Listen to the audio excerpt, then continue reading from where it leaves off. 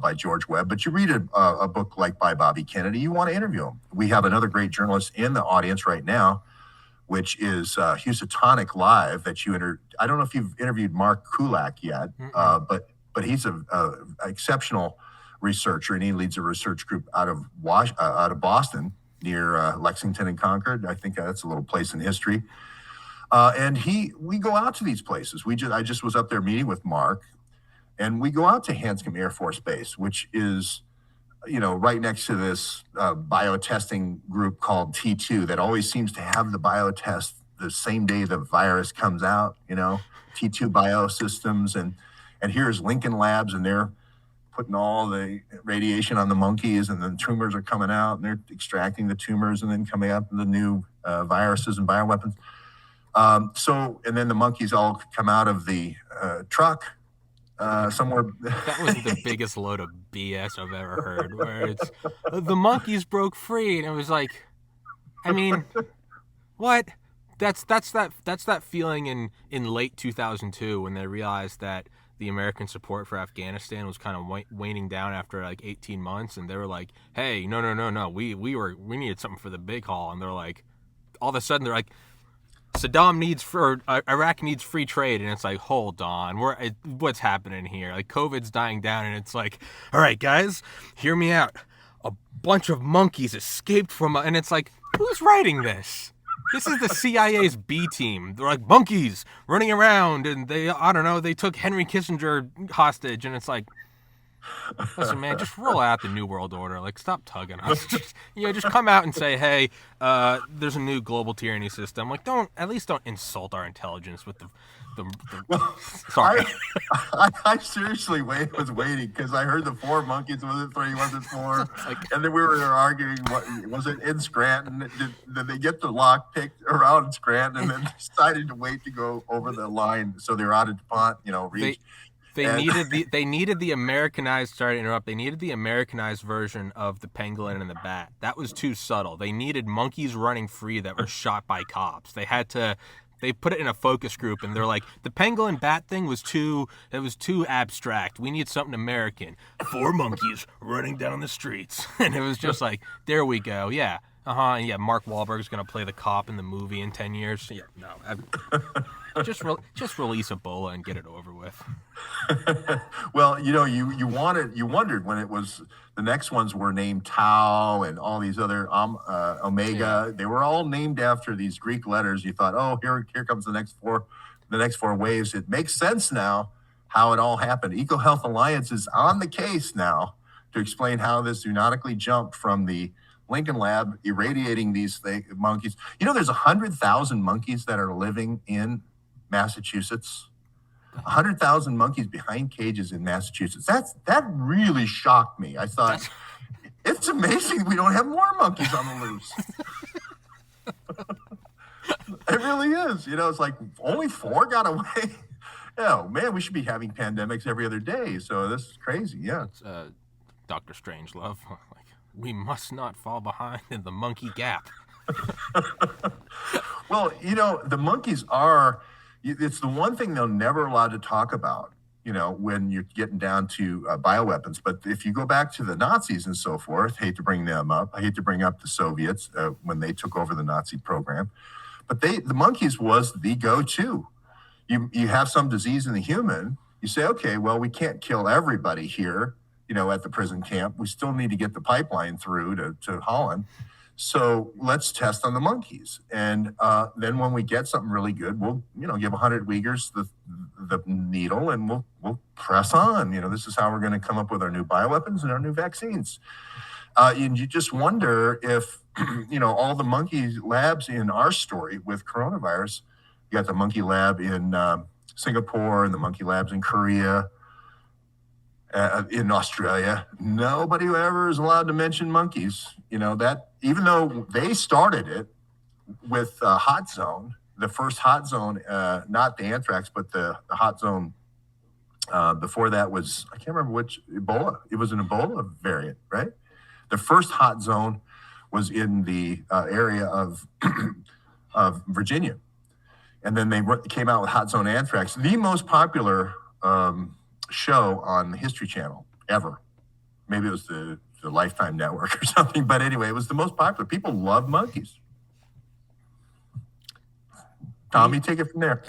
I mean, if I throw you a monkey lead, you got to love a monkey lead. No, I will. It's got me thinking, though. I mean, when it seems like the mandates are kind of coming down and, you have the weird, they're saying the quiet part out loud now, and Burla is like, look, I mean, one shot provides little, if any, protection. And it's like, well, hold on, right? You have who's that, like, medical contributor to CNN? The one who was famously like, if we lift the mandates, then we won't have the stick. We won't have the carrot anymore. And she said, like, I think it was like the last week of 2021, when she was like, don't wear cloth masks. They're little more than facial decorations. And you can feel that we're being gaslit, right? I mean, you can feel the whole, it'd be like right now if I joined here and you're like, here's Tommy Carrigan, who, apparently thinks we had a podcast today. I'd be like, what do you mean apparently? We were just texting. We were having a podcast. We're very clearly being gaslit. I can't help but think maybe the COVID, like a good war. They like a good war, right? You can strip domestic rights. You can funnel money, right? Wealth transfers to the military industrial. And that's nothing new. That's not a conspiracy. That's just what it is. It almost seems like COVID was too much work for too little effort, right? It's like it's like selling a not too profitable, like Walmart has like one of the highest revenues of any corporation, but if you look at their actual profits, let's just use some numbers. Like ExxonMobil will they'll annually post up like 40 billion in profit. Walmart will post less than that, but their actual sales will be like 300 billion, and it'll be 300 billion in revenue, but their cost was like 295. And it was like, that's a lot of work for like not a lot of you get out of it, So you can either sell t-shirts and make like a penny on them, or you can sell something like an iPhone or jack up the price of insulin. So what I'm getting at is it almost seems like COVID was this really big, masterful thing, and they're kind of now realizing, they're like, hey, let's go back to what works. Send the troops to Ukraine. Let's get a nice hot war going. It's the tested, it's the true. We've done it before. We did it in World War II, Korea, Vietnam. Why are we going to this newfangled virus thing? Let's go back to what we know. Iron treads, bullets, artillery, screaming children. And that's how it works. So that's kind of where I'm looking at it now, because it doesn't make sense. Sorry, I know I'm rambling, but no. I love your choice of business options. Let's raise the t-shirts 1 penny, or let's crank the price of insulin 1,200%, or and then you said iPhone, and then like insulin, like they were going to take insulin and say that was bad for you now, even though a couple of Sanger got a couple of Nobels. Oh wait, that's horse medicine. Now it's insulin is what you need, and it's going to be triple the price. So there you go. But it does kind of, maybe that was the whole purpose of COVID, was to introduce a problem so that we would yearn for the days when we were just doing pointless like wars. Remember Iraq? Yeah, we didn't have to pay attention. If you enlisted, you did. But everyone else was just, it's on the TV. Like, COVID's like, it's too close to home to finally we're like, let's go back to Iraq. Like, what are we doing? Why do we get out of there? Let's go back to Bagram. If we can get rid of COVID, you know what? I'm fine with like a bunch of APCs driving through Baghdad. It almost seems like, doesn't it? Or the good old days. Yeah, good old days. For your generation, and for my generation, we would just flip countries. We would just go in covertly, and there would be a little bit of a good Cold War. What are we doing with these viruses where you have these doctors like Malone and McCullough, easily accessible to guys like me, having them on my podcast? The narrative's breaking down too easy. You need a good boogeyman that we can build up weapons against for a good 3 to 4 decades, and that's what we want. We just got 20 years out of the Middle East. Ooh, man, we don't want to go to war with China, but if we could paint them as the next Soviet Union, we could redo the whole domino theory. Instead of Vietnam, we could be in Taiwan. We got to contain the Red Menace. Hey, man, it kind of, the good old, let's just stick to what we know, and that's just war and eternal occupations. Eternal occupation. I love it. So now I think you're about 25 or 26 years 30, old. You're about 31. Oh, you're 31. Okay, so you're half my age. I'm an Okay. old man now. Well, I'm just trying to get your perspective, Sure. because 9/11 was kind of a distant memory. You saw the smoking buildings, but you're I was in probably fifth only grade. I was in fifth. Like, yeah, I mean, I remember the day. I remember going home. I remember like watching it on like TV and stuff. I remember it. I wasn't a baby. Like, I do remember it.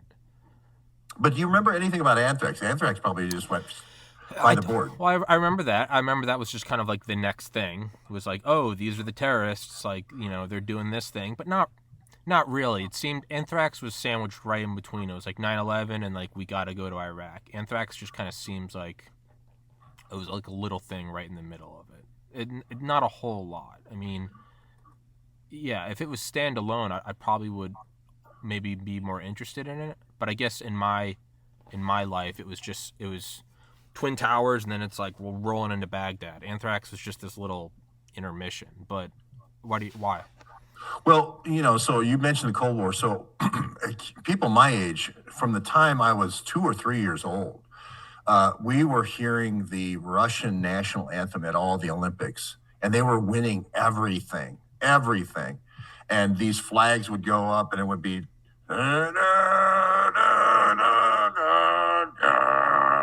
we will kill on command. And these flags would just go up, and you'd be going, oh my God. And it was almost like they were superimposing missiles, behind there, and you can't stop that. I remember having a conversation when I was like 3 years old. I said, you mean the Russians have missiles that can, maybe it was 4 or 5, but I remember crying because I was like, and there's no way we can stop them. Yeah. And my dad was, he'd drive me by the Nike site out there in Cleveland. Yeah, the Nike he goes, systems. And he'd go, I actually work as a defense contractor occasionally, and these things are just for show. They're never going to stop anything. If nuclear comes, and remember, I'm a little child in Cleveland. I'm watching the Cuyahoga River go up in flames for a month at a time, and they can't put it out. So I don't know why I associated the Cuyahoga River going up in flames with nuclear war, but I did. And 40 years later, right? Then the Soviet Union falls. And it's like you say, you're pushing against a wall and fighting your whole life. We got to get more accurate ICBMs. We need, more accurate this and more faster ships, more aircraft carriers. We need it, and then it all goes away. Yeah. And then you have all these scientists that were working on all these weapons, and they're becoming truck drivers. They're becoming day laborers. They're losing their villa that they used to have. They weren't rich to begin with, but they were, had the villa, and they had the hostess, secretary, beautiful, girl from Moscow University taking notes for them.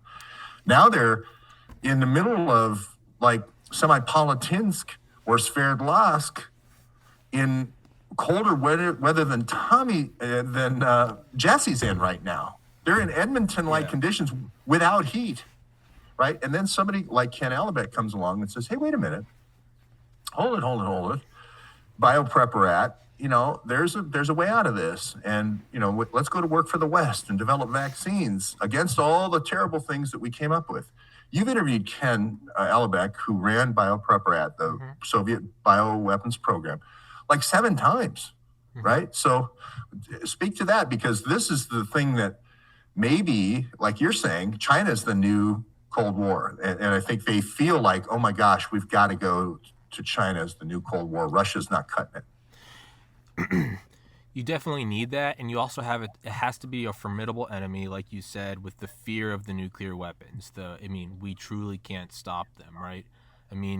Nazis evil, but it was like they never really reached out and touched us. They had like U-boats off our coast, but it wasn't like, Japan reached out and touched us. The Soviets was different because it was, hey, it's not that the distant front line is going to come thundering closer. It was, no, thermonuclear warheads were going to come down at Mach 23, and there's nothing you can do to stop them. And you need that sort of perpetual, what's the most you can do? Build a bunker and put some rice and beans back there. You need something that is so abstract yet so unequivocally evil that you're willing to fight against it to any extent, because ultimately, hey, I'd rather have this fight than, what it implies if we lose. And when you have that big overarching enemy, then you can kind of justify the Korea, the Vietnam, the running black ops over the Iron Curtain, because it's, hey, it sucks we have to go do these foreign wars 7,000 miles from here, but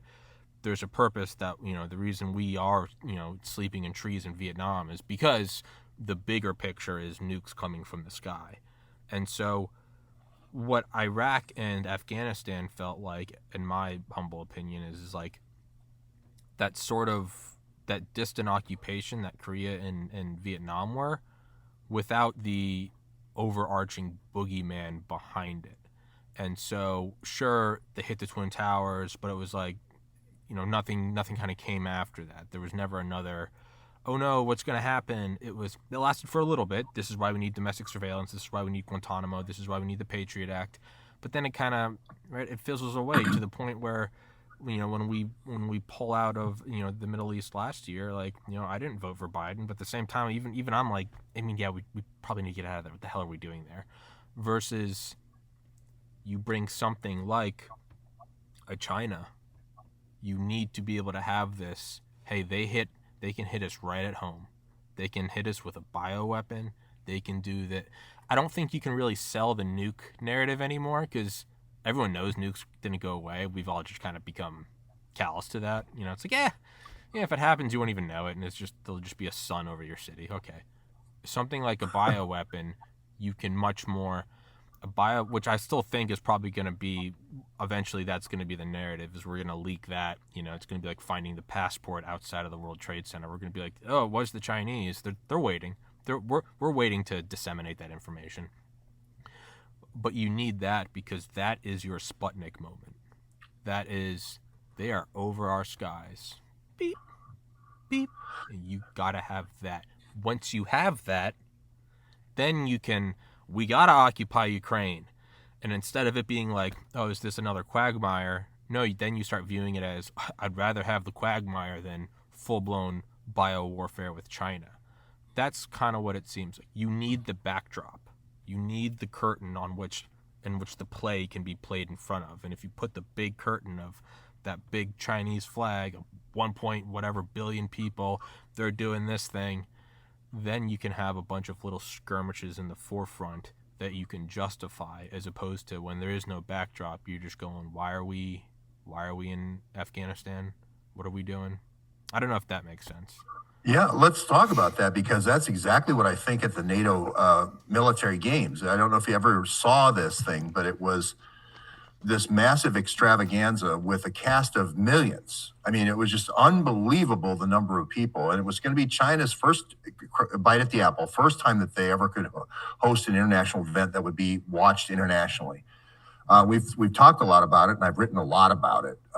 And you had these huge displays, and I'll, if my books are full of these pictures,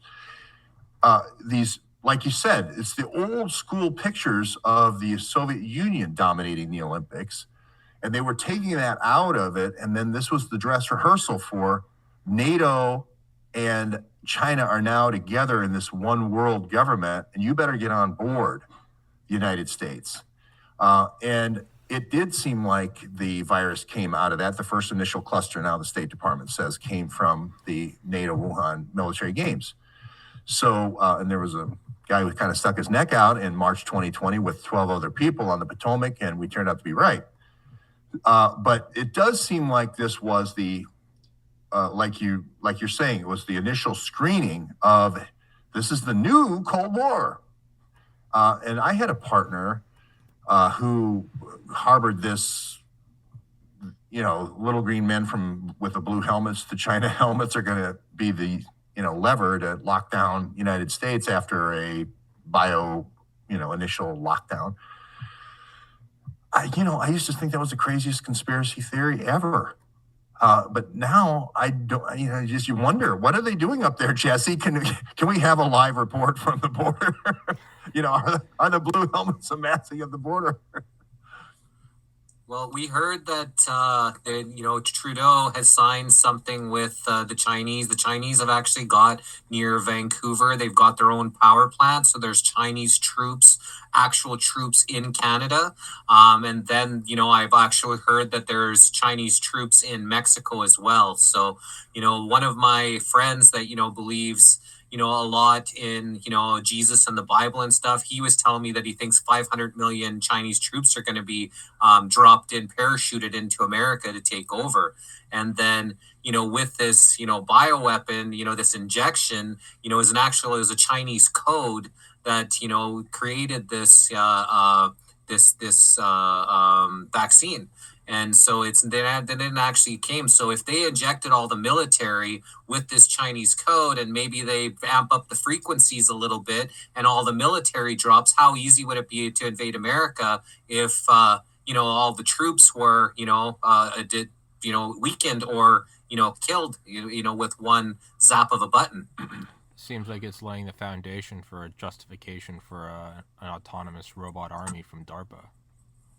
But seriously, how else would you bring it in? We got troops above us, troops below us. All of our guys have been weakened by the vaccine, which was against a weapon that came from China.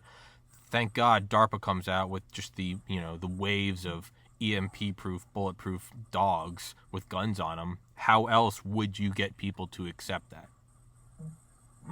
Good point. And that's not like a belief of mine. I just thought of that as you were saying that.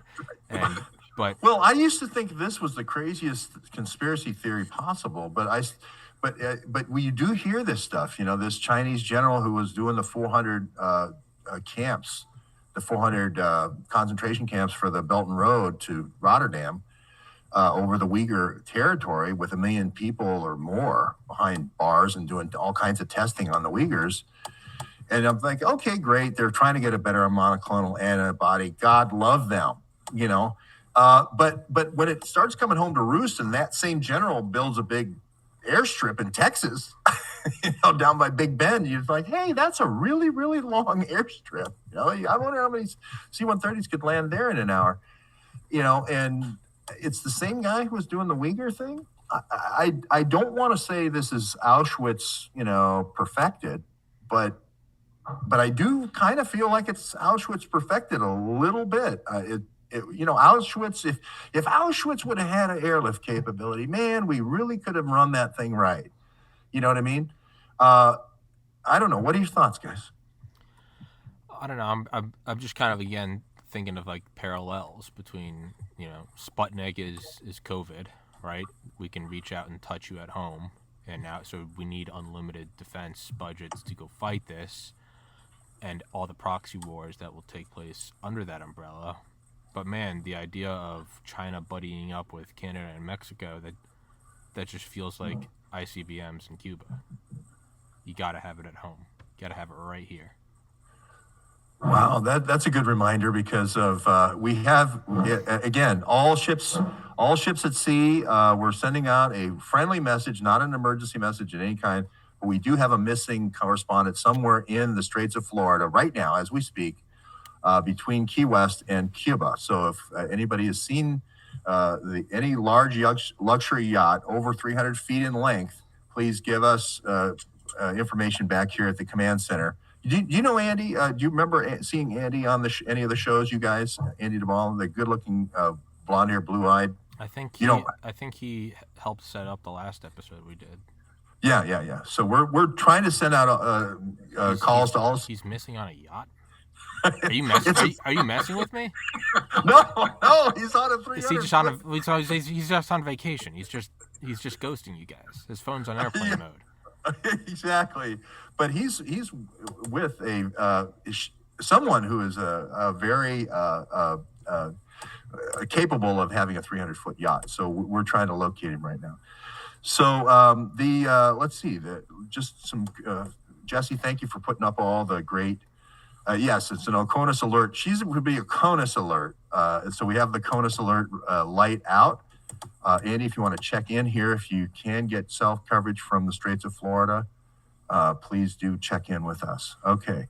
So Tommy, you called me to interview me And I kind of threw you a curveball because we didn't have the show set up, and I asked my good friend in Canada to set this up. So I'm going to let you ask a few questions now of the pressing issues of the day.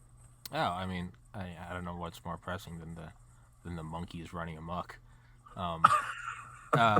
So I was thinking about one of the episodes you and I did like 2 months ago, and it was every once in a while I love your Twitter. I watch all of your videos. I'd love them because they're always kind of like,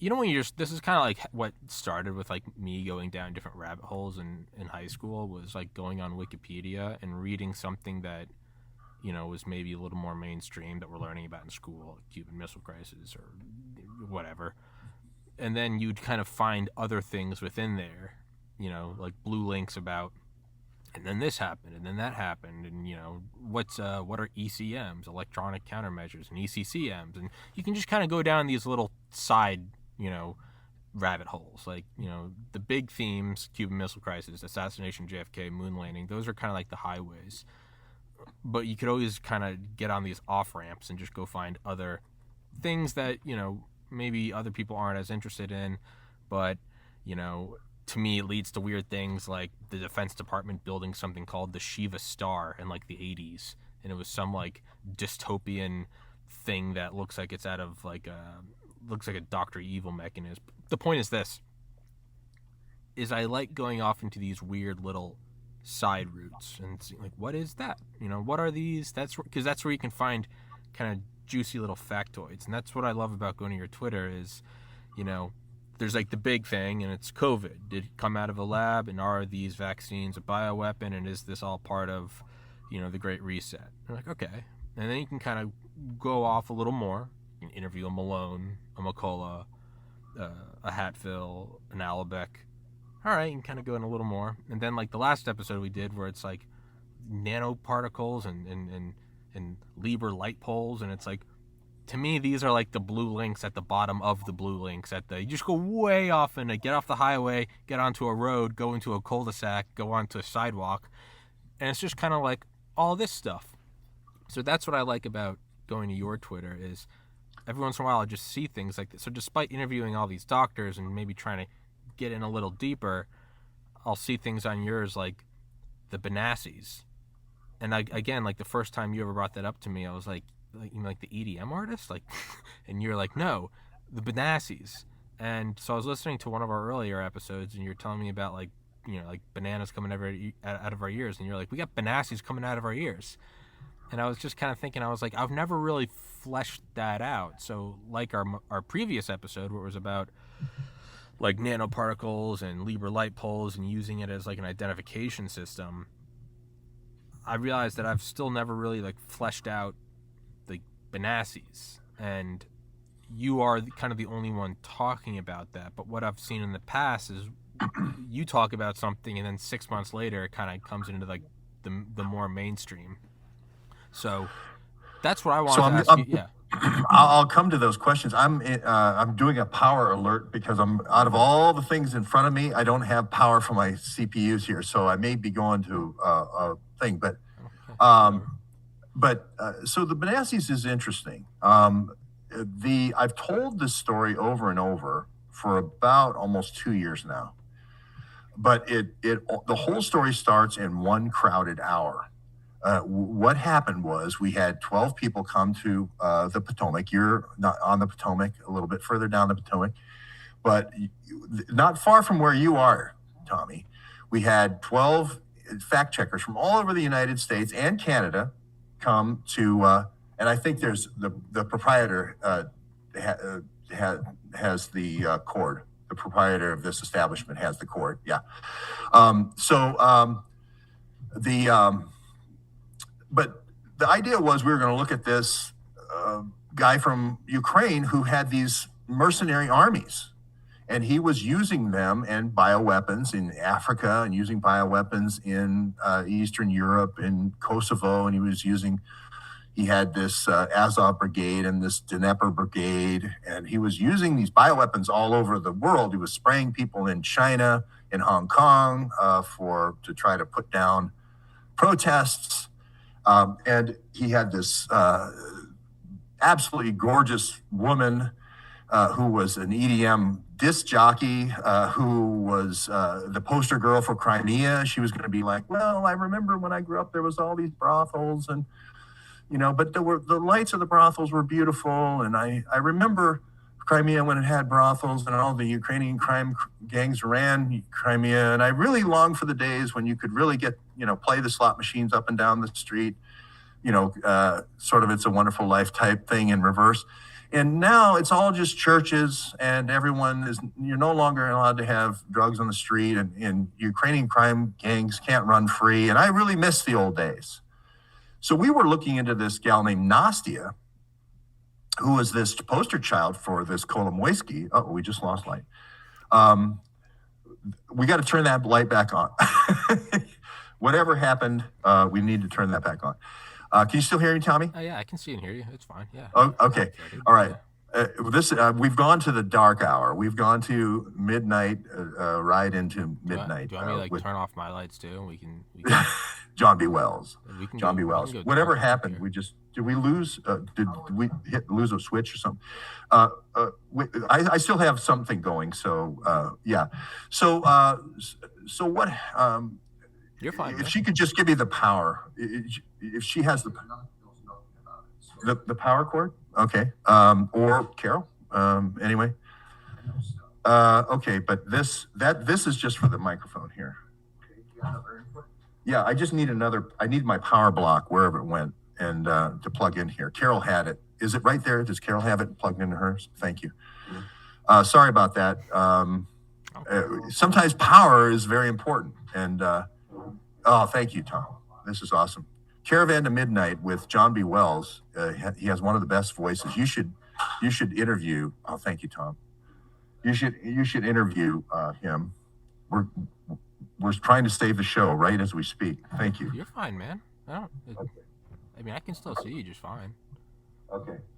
Well, I'm going to go away here if I don't plug this in. No, you're fine. I was going to say, so hearing about the Benassis to me or Benassi, it kind of has the same vibe as the player behind the player. We hear about, I don't know, COVID comes from Wuhan, Xi Jinping. You kind of have all these big names in front of you, and then there's the weird, who's Klaus Schwab, who's this weird kind of Nazi freak who dresses up like he's at Comic-Con, and you're like, who are these guys? What is this?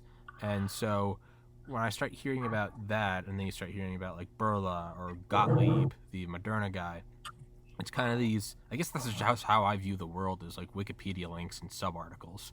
So when I hear about Benassis, I'm just like, Thank you, Tom. Who are they? Why don't I hear more of them? Okay, so now I got my light back. Let me take you back. Okay, take you back in time. Okay, we're out of Caravan to Midnight, and we've come out of we've come out of the tunnel. Ready? Oops, yeah. We're being garbled. Okay, we've come out of the tunnel. So we're gonna look into this gal named Nastia, who is the poster girl for Crimea. And we're looking at Kolomoisky spraying these crowds in China with these, looks like a bioweapon and all this. We had no idea that this other story was going to hit our windshield like a bug, And what happened is this guy came from the White House. He was a White House reporter for a very large television station in Japan, and he came down to our group. He was one of our 12 people.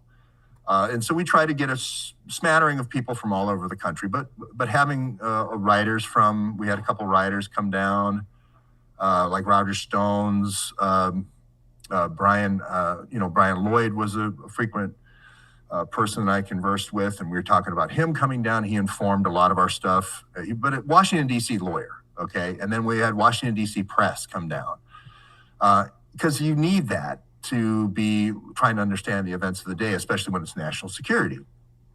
And then there's people from all over the country, and like I said, Canada as well. And they're the fact checkers. They're hey, we're getting a lot of false narratives from CNN. We're getting a lot of false narratives about this Wuhan games. Event 201 came out and said anyone who questions that a bioweapon could possibly be used is a terrorist. and needs to be, rooted out and put in a camp, even though, actually generals have started wars before. So this is the environment. And this guy comes into the story saying, hey, this Chinese foreign ministry is saying the U.S. delegation brought coronavirus to China. Now, we took that to mean the State Department delegation. We didn't take that to mean the whole group of athletes, 300 athletes. I think it was like 120 athletes. And then, with the coaches and everything, and support team, medical staff and so forth, it was around 300 in total. But we took it to mean, hey, let's look at who is official State Department. If this is a live exercise, for instance, and we talked a lot about live exercises.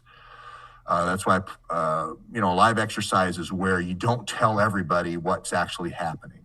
You have only a very small group of people that release a virus. The Operation Sea Spray was like this. Off San Francisco. Yeah, where they spray, and all of a sudden you see how everybody reacts. And then when everybody reacts poorly, you go, see what I mean? We need more centralized control. Chertoff should get more billions. We should have more lockdowns. We should have more Patriot Acts, as you went through.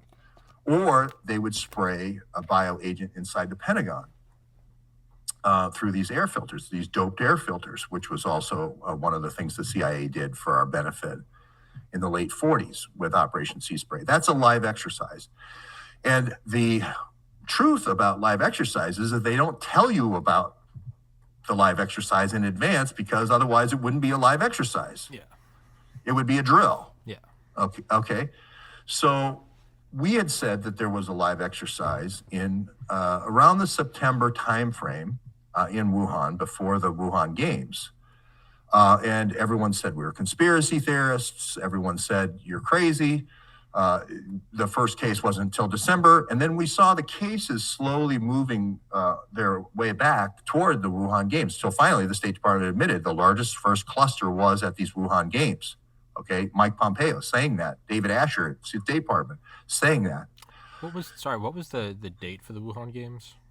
October the 18th was the first day. The village opened up the first time a week before, like October 11th. Got it. Okay. So in this first crowded hour, Tommy, I got a whiteboard. I show the whiteboard in my CNN. I got all the Kolomoisky people. I've got all the people who recruited spies to get in the Trump campaign with Mifsud, and I've got Carter Page up there, and I've got Papadopoulos being inserted into the Trump campaign and offering emails, Hillary emails, dangling emails. Nothing could have been further from my radar than State Department, NATO people going to Wuhan. Yeah. Right? And doing a live exercise with coronavirus. Yeah. I mean, I'd done a few stories on live exercises before, but, we had some deaths in Virginia. I was in Virginia at the time that were unexplainable with these vaping deaths that were happening in 33 states at these military things. And I had a partner saying, there's this guy Javid, and he's doping these vapes with all this stuff, and it's accumulating in the lungs, and they're using it for imaging. And I'm like, come on, there could never be somebody at DARPA who would be working with the Tobacco Institute to put a whole bunch of nanoparticles in somebody's lungs and then later go be able to see that in a LATO scanner as you go through an airport scanner. That's just crazy conspiracy theory, right? So anyway, that's the whole scene here. Is we're looking for the hot DJ, the femme fatale for Crimea. We're looking for this guy spreading the bioweapons all over in these different conflicts. Not looking for the Nazis, not looking for NATO, not looking for anything. Okay. And anyway, this guy comes there and says, the foreign minister says these folks brought it. We said, okay, delegation. Delegation means State Department. We had done 5 years of shows about how the U.S. State Department ran the bioweapons under cover of diplomatic immunity. I mean, the books are full of all the instances. So we were very interested when somebody said, when the Chinese said it's the delegation, it's the U.S. delegation, meaning the State Department delegation, because we had been at the place where the State Department delegation was doing a lot of virus and vaccine testing. We had 3 whistleblowers there at this place. It was called Fort Belvoir in Virginia. It's where they come up with, that's where Dr. Robert Malone talks about it, and Michael Callahan talks about it. When we come up with some new thing, Michael Callahan's usually the guy out in the field, and then they send it back to Malone, and he's over there at the DTRA, coming up with the new vaccine, right? So they come up with a new virus, they come up with a new vaccine. That's the team, and that's the virus vaccine game at Fort Belvoir. So we've been doing research there for 5 years. Had 3 different whistleblowers saying this is the virus vaccine game. Okay. So when we heard that there may be a contingent from Fort Belvoir embedded into the athletes coming to Wuhan, we were like, whoa. Yeah. Let's see if there were any U.S. State Department diplomatic personnel. Let's just see if the Chinese minister is right. Literally, in this first hour, Tommy, that's why I call it the crowded hour. In the first crowded hour, our researcher, Carol, she's been here all week. We've been doing a research charrette just like that, follow-up, fact-check follow-up. First hour, she says, hey, the person getting all the bids for NATO is one email getting all the vaccine bids for WHO. Yeah. And the same person gets all the bids for Ebola. The same person's getting all the bids for coronavirus and also Zika. And they're on all the teams, they're on all the breakout teams for the WHO. And they also did the training for the people in the Wuhan Institute of Virology through the University of Texas medical branch in Galveston, Texas. I'm like, whoa, we found the NATO Dropbox. We found the answer to the test. What's the name of that person? This is the follow the money, right? This is how you do investigation. Follow the money. Where are all the bids going? Tell me that, and I have a start on figuring out who did this, right? Because they're the people who could benefit, because they're the ones getting the proposals for the trillions of dollars, from Warp Speed. Yeah. Virginia Benassi was the name. Virginia Benassi was the name. And BenassiV@who.int was the email, right?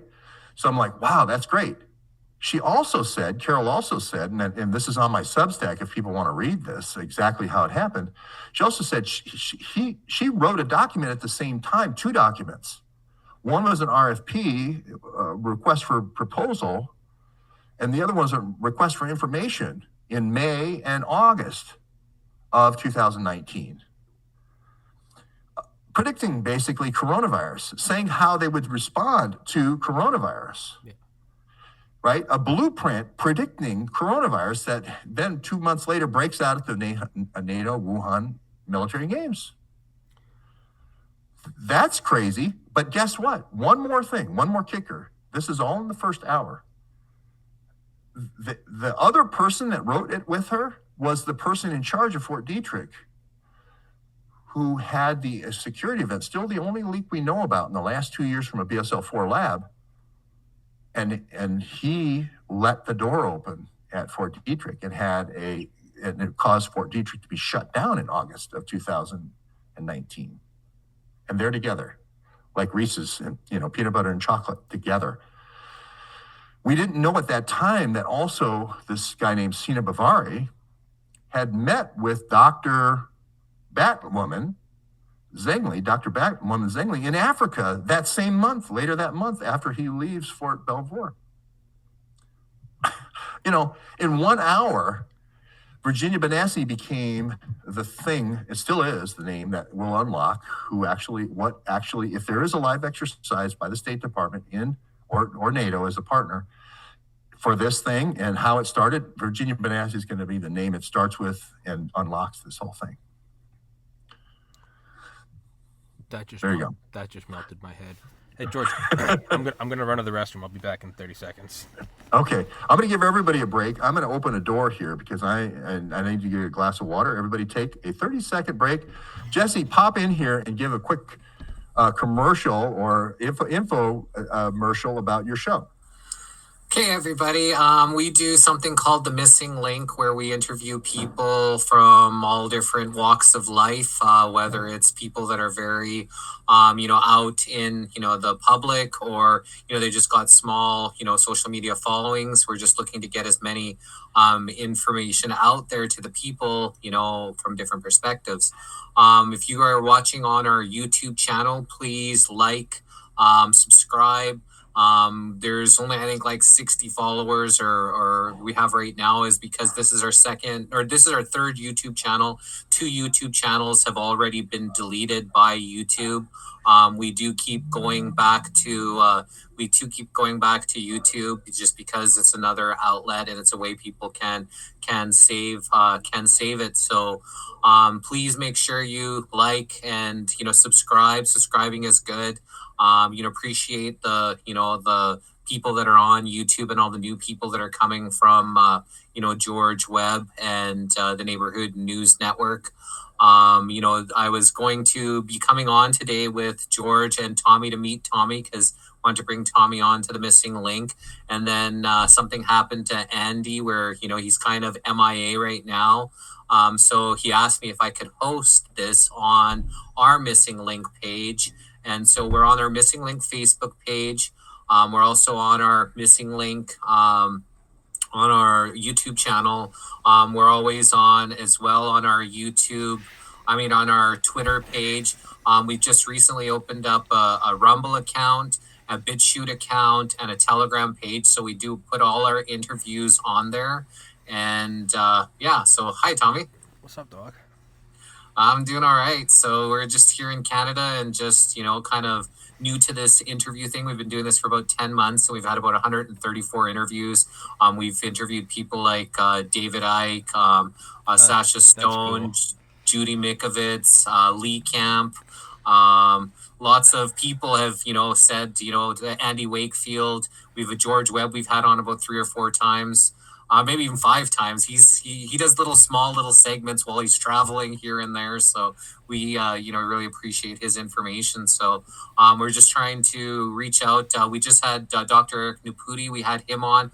He just reached out to me again. He owns actually some testing clinics and stuff, and he's a pretty a doctor that's really connecting with a lot of people. So he just messaged me, and he said that he's looking to connect me with Dr. Peter McCullough. Oh, yeah. And hoping to have him on. Looking for Dr. Robert Malone. I haven't been able to find any contact information for him. We've talked to Linda Martin about her and David Martin coming on, but they were just about to come on, but then they got a little bit busy. But we're just trying to connect with and interview as many people as we can while we're all going through this crazy thing together. Yeah. Dr. McCullough is a saint. Dr. Malone's like a unicorn. There's no rhyme or reason to how to get in touch with him. Like, I have people ask me all the time, like, Tommy, you've got to get Dr. Malone for my podcast. I'm like, every time I have him on, I am not sure if it's the last time I'll ever talk to him again. He just vanishes. And I mean, he's probably like the most in-demand guest probably like in the world right now. But I mean, sometimes he'll just respond and I'll be like, oh, awesome, let's do it. And other times it's be like, oh, maybe he finally blocked me, and he just vanishes. He's the most interesting man in the world. How'd you get David Icke? That's pretty badass. This was actually, he was on the 15th episode right when we just started, and someone who I knew had interviewed his son, and he said, this is his son's email address. He's like, reach out to his son. Maybe you can ask his son, or maybe you can ask his dad. Well, I didn't know his son, and I didn't even ask the son. I just went straight and I said, we've had already Lee Camp and Sasha Stone, and I said, would you be interested in coming on? And he just agreed. And, so it was just amazing. And he said he could only do an hour, and we ended up talking for about an hour and 45 minutes. And, I asked him some really tough questions, because I got really hammered from bringing him on, because a lot of people, saying he's controlled opposition and all this kind of, so I got really, really hammered. So I asked him some really tough questions. And after the end, he said, oh, this was fun, right? Because I didn't ask him the normal questions that everybody asks of him. I was asking him, like, questions about trying to find out, his roots and who he's connected with and things like that. So that's pretty awesome, man. That's pretty awesome. Sometimes guests just say yes, and you're like, really? I didn't think you'd come on my show. Having on for me, that was having on Charlie Duke, who walked on the moon, and he just responded to my email, and I was like, oh, it's like, okay, let's do it. And and people ask, like, how'd you get him? And they're like, I don't know. It's like what you just said about David Icke. Well, how'd you get him? I don't know. I asked him, and he said yes. It's like, I don't know what to tell you, but yeah, man, it's I still have no. I love that. I love that when people just get in there and just ask, and you don't know what's going to happen, but if you don't try, you're never gonna, Gretzky. If you don't, you're going to miss every shot you don't take. So I wanted to do this. Let's reset and act like this is the start of the show, because I went through a long thing there on the Benassis, and it was having some technical problems. And I just want to kind of reset here and just start by saying I'm honored here today being with Jesse Hall up in Edmonton, Canada, and Tommy Carrigan in Maryland, on the banks of the Potomac there in Maryland. I think that's where you are, Tommy. Isn't that where you are? I don't think I'm on Close? the Potomac. I think I'm close. Okay. I don't know, man. I exist in a bubble. I go to the gym, I go to Walmart, I do the podcast. I'm very oblivious to like anything outside of 3 miles from where I am. I have no idea. I know. The rest of America could literally be occupied by China right now, and it would be news to me. As long as that Walmart is okay, then you're fine. And some of the times those girls, those hot ladies at the gym get between you and the curling machine, and there's fisticuffs. I mean, I've heard there's, George has unfortunately seen that, where crazed female fans will come up to me, and I will have to physically strike them, and it's that's high karate. That's once. It would be so cool if that did happen. That's never once happened. Well, they see the Tommy guns, and then of course they swoon. And it's they have people there to catch them, so it's then they're like, oh, you're that psychopath who screams in a microphone in his apartment, and I'm like, no, that's a different Tommy. That's not me. You're spreading misinformation. Do you know how many people you've killed? I'm like, no, how many? Man, it's no, I'd say more people are angry about this podcast than are happy about it, but. Yeah, well, that's interesting. I never thought of that. I always thought I was doing good. Oh, no, it is. And the people that like it love it. But the amount of people who truly believe that I'm directly killing people for interviewing Dr. Malone and Dr. McCullough is absurd.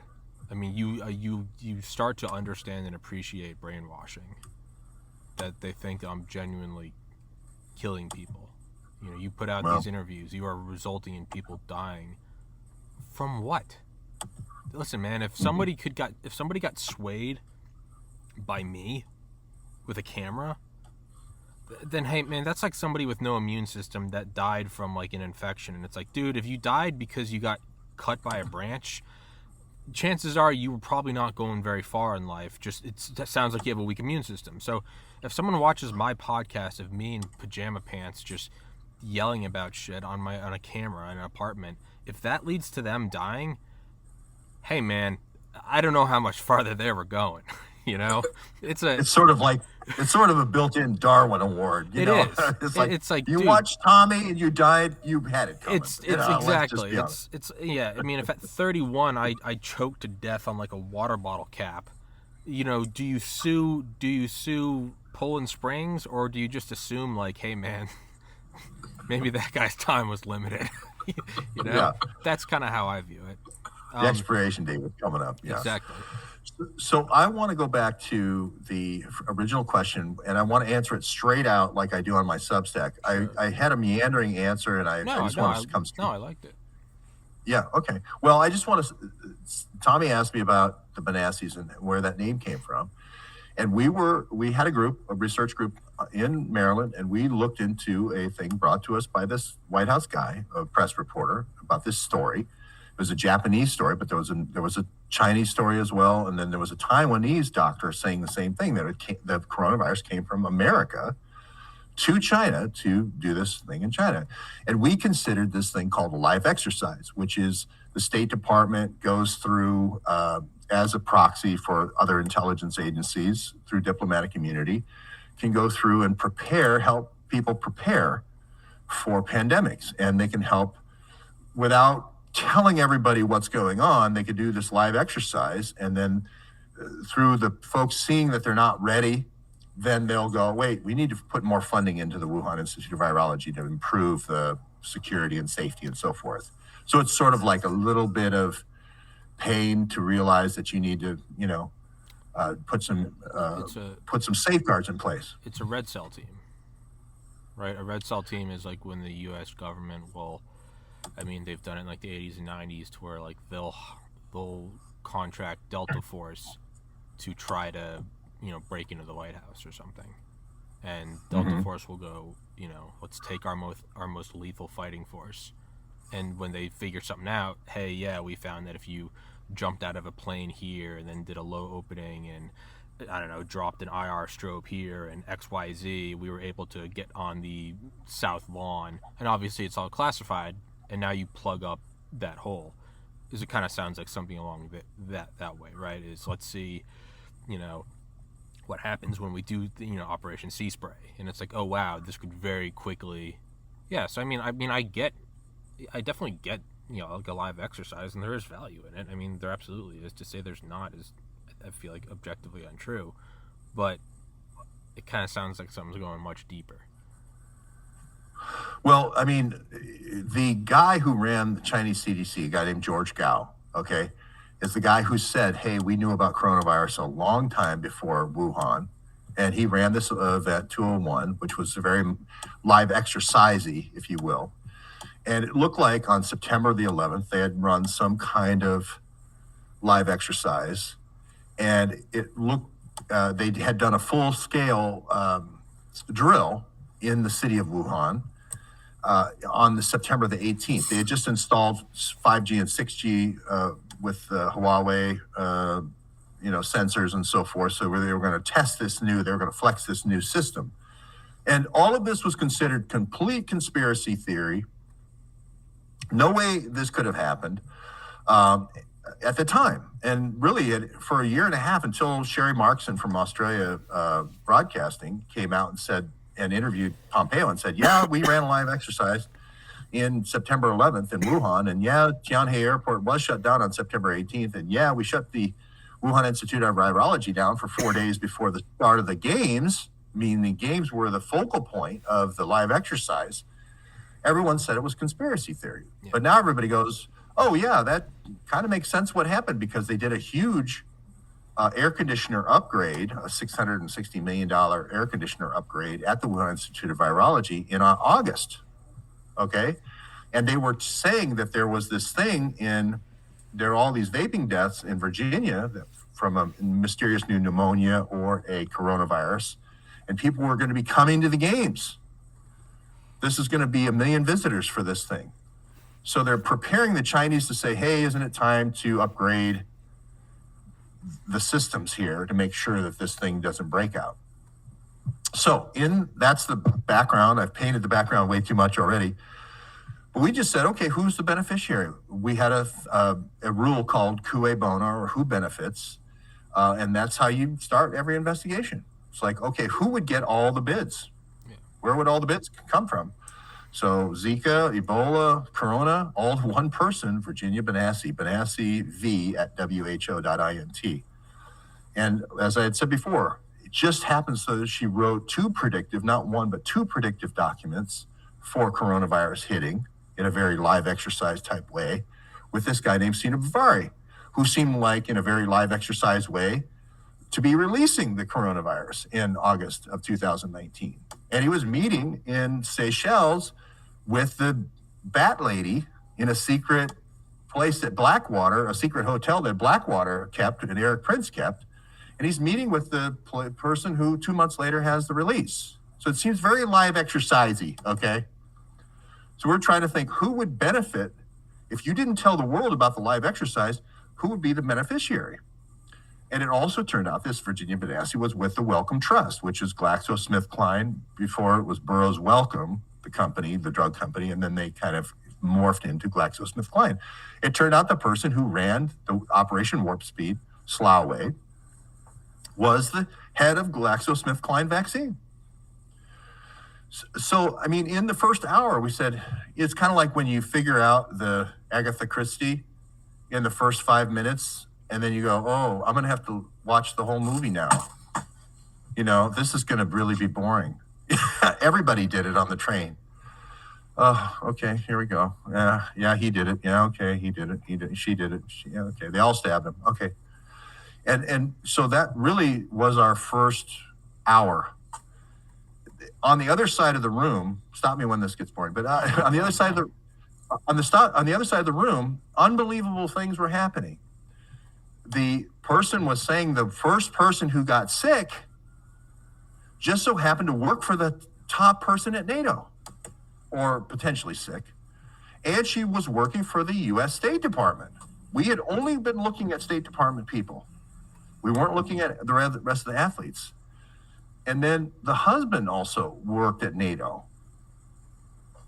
And he worked at Fort Scott, where there was a lot of testing. It's where they bring all the sick people from other countries, like Wuhan, in a breakout situation. They bring them back to Fort Scott. It's, you know, Medevac is there. MASH, you know, remember Alan Alda and all that? They come back to Fort Scott first. Then they manage other places like Washington and Fort Hood. You know, they manage other places where people initially come back, but the dead bodies for sure for autopsy and so forth come back to Fort Scott. And he worked there. And that was weird. And then it turned out his mother was Virginia Benassi. And I was like, no, this can't be the live exercise I think it is. This can't be the live exercise that I think it is. We were we were like, oh my God, this is live exercise hell. Literally, we thought we're in this movie now. We're on the train, you know, the murder on the Orient Express, and we know everybody around us, and they're all guilty, and we're looking at them going, don't you guys know the way the movie's going to end is you all stab the guy? I mean, we felt like we cracked the case literally in the first hour between the two halves of the room coming together with this Virginia Benassi thing. When I saw Matt Benassi's mother was Virginia Benassi, I said, oh my God, they're just using this name, Virginia Benassi, as a Dropbox. It's just a Dropbox. She's some 82-year-old woman, you know, doing reenactments of the Pilgrims landing at Plymouth Rock every year. She didn't know what's going on. This, you know, like the movie with Jack Nicholson, Chinatown, where they're using the old people to do the land swindles. I said, oh my God. And then I looked at his father and Howard, and I've never said this before in 2 years. We had this information 2 years ago, and he works at Hanscom Air Force Base. This is where all the monkeys got let out. That Hanscom ran all of the bioweapons for since Vietnam anyway. Gulf syndrome, all this stuff. They're the sprayers of all time. Hanscom, one of the only air bases near Lexington and Concord. The MIT Lincoln Lab where they irradiate all the monkeys is there. The T2 is where they do all the testing for all the new stuff. T2 Biosystems right there. The BSL labs where the monkeys always seem to get loose is right there. And, 40 years in bioweapons payloads. He was in the payload program. And, I've never said this. Now that we're going to trial, I have to say what actually happened. And, I really wanted to keep those people out of it. I don't know what he worked on at payload program. It could have just been the chemical weapons. It could have been just the atomic weapons. It could have been the bioweapons. I don't know what he worked on, but I just wanted it to be a painter. I wanted it to be Jesse Hall's dad, who is a painter, or somebody working in an oil field. I didn't want it to be a bioweapons payload guy, right? And so we suppressed that. We didn't cover anything about the family or the parents or anything like that. And I didn't touch any on the kids in the military or anything like that. We just said, okay, how does this track back to the Supreme Allied Commander of NATO, right?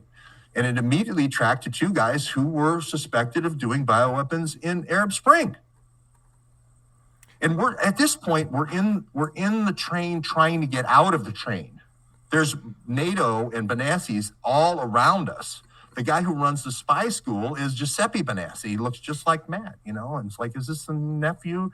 And then the other guy over here who's spraying with Kissinger, the bioweapons in South America, is Pietro. And the guy who designs the sniffer, that sniffs for these things, is Antonio Benassi. And we're trying to get out of this Benassi world. We're trapped in this Benassi world of bioweapons. Literally, this is the first hour. Yeah, no, I am not kidding. This happened. I have 12 witnesses. Anyway, I'll settle down. No. It feels like a fever. Even just retelling it, it feels like it's like you gotta just step outside. You're like, what?